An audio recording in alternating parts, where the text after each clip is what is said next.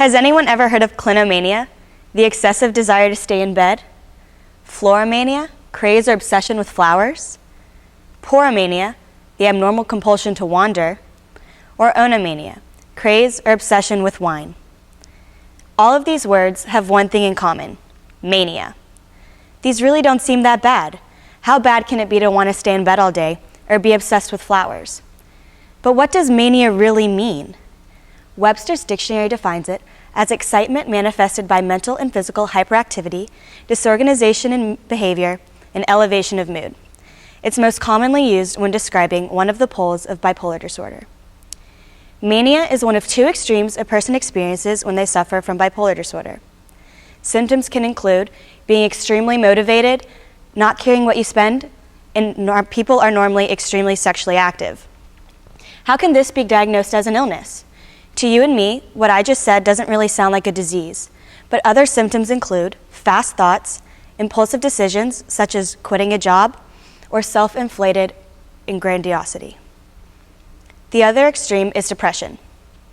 Symptoms can be characterized by feelings of sadness and hopelessness, lack of energy, change in appetite, needing more or less sleep, and it's not uncommon for people to contemplate suicide. So why am I talking to you about this? I have two family members that suffer from bipolar disorder, and there's a good chance that I could develop this disorder in my 20s just because I'm related to them. And any of you who have a family history of bipolar disorder could be in my boat too. People have a stigma attached to bipolar disorder. They think it's more of a Dr. Jekyll and Mr. Hyde type deal. But truly creative, intelligent people can function in society when it's managed. Mania on one level looks fun, but it's clear from science that it's pretty damaging. After I spoke with Dr. Kotwicki, the medical director at a local mental health organization called Skyland Trail, he informed me that people with bipolar disorder are 500 times more likely to experience a heart attack, more likely than someone who is extremely overweight or eats high cholesterol foods. So you can exercise, eat your veggies, and take your vitamins and still be at a huge risk for a heart attack. Especially when bipolar disorder isn't managed, it's easier to trigger that heart attack. Everyone has heard the term bipolar disorder, but no one ever talks about it. We talk about immigrant problems, cancer, education, disease, and oppression, but not mental illnesses. I'm here to talk about mental illnesses, specifically bipolar disorder. At its root, bipolar disorder is a mental illness that brings high and low moods and changes in sleep, eating, behavior, and thinking. But it does not define a person. Think about it. How many of you know someone who has bipolar disorder? For those of you who don't have your hand up, I'd like to prove you wrong. All of the following people suffer or have suffered from bipolar disorder: Van Gogh, Demi Lovato, Jackson Pollock, Abraham Lincoln, Winston Churchill, Virginia Woolf, and we all remember the time when Britney Spears shaved her head. But now that you know they have a mental illness, are you scared of them? All these people are rich and famous and acclaimed for their work. But now that you know they have a mental illness, is Britney Spears no longer an incredible Vegas performer? People are scared of bipolar disorder, and I would like to change that.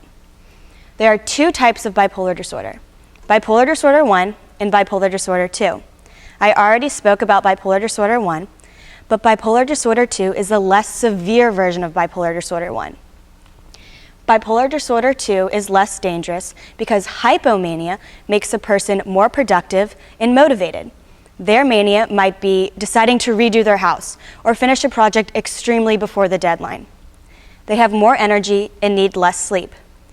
Bipolar disorder 2 can sometimes be seen as positive because people have more energy and need less rest. For bipolar disorder 1, there are two main types of treatment that have been proven most effective: cognitive behavioral therapy, CBT, and chronotherapy. CBT is when a person comes into a doctor's office and has a normal therapy session. They might prescribe lithium. This is the best known chemical to suppress symptoms of mania. It takes about 5 to 7 days for lithium to start to suppress symptoms. In Australia, scientists have found that lithium grows naturally in the water. Coincidentally, Australia is the country with the lowest suicide rate. I say we all start importing from Australia. Chronotherapy is when a doctor suggests that the patient goes home and gets 8 hours of sleep for 3 nights. They say that 8 hours of sleep for 3 nights is equal to 1 dose of lithium. Isn't that crazy? So for all of you who have a friend that you think is going crazy, just tell them to go take a nap. This can attribute to why mental illnesses show up after the age of 18. It's because that's when most people go to college, therefore getting less sleep. Another reason why a mental illness shows up after the age of 18 is because the gene hasn't been triggered yet. So what does that mean? Bipolar disorder is one of the most heritable mental illnesses. Medical directors say it has a heritability of 80%. This means if a family member of yours has a mental illness gene, there's a really good chance that you could have it too, especially if it's bipolar disorder. So what's going on in the brain? Scientists are led to believe that bipolar disorder is caused by an underlying problem with specific brain circuits and the balance of brain chemicals called neurotransmitters. All of these neurotransmitters are sick. There are 3 main chemicals associated in the brain: noradrenaline, serotonin, and dopamine. Noradrenaline and serotonin can be associated with the mood disorders of depression and bipolar disorder. Dopamine is associated with the pleasure system, and disruption of this system can result in mood disorders such as psychosis and schizophrenia. Serotonin is connected with bodily functions such as sleep, wakefulness, eating, learning, and memory. All of these chemicals are off balance when someone has bipolar disorder. Like I said before, I have 2 family members that have bipolar disorder, both in different generations. After doing my research and talking to Dr. Kotwicki, I concluded that there's a really good chance that I could have this gene too. It just might not be triggered yet.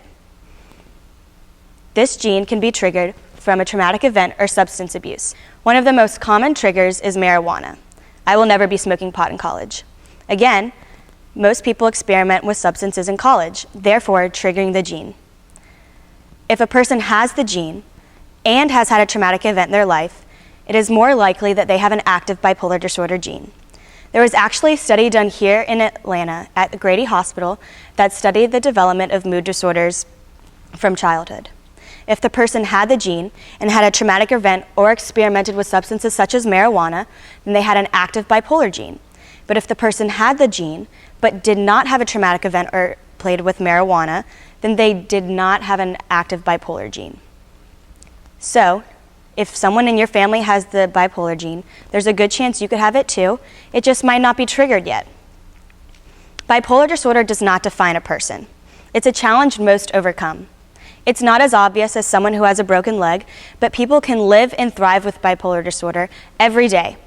Celebrities address this topic, philanthropies are devoted to it, and pharmaceutical research openly speaks of success with it. Of course, with mental illnesses, diagnoses don't come as often, unique manifestations occur, and value systems can clash around it. But by bringing more awareness to mental illnesses, the stigma that comes with it will disintegrate, bringing more resources to those in need. More dialogue will lead to more education, improving our communities, our nation, and our world. Thank you.